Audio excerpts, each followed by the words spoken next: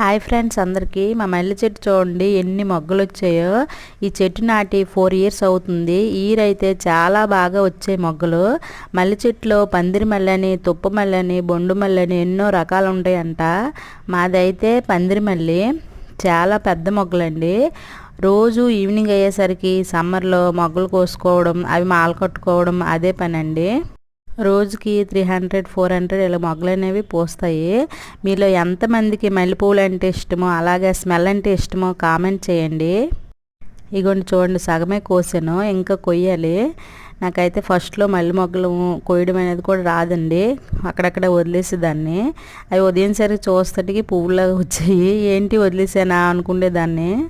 మీకు నా వీడియోస్ నచ్చినట్లయితే ప్లీజ్ లైక్ చేయండి, అలాగే సబ్స్క్రైబ్ చేయడం మాత్రం మర్చిపోకండి.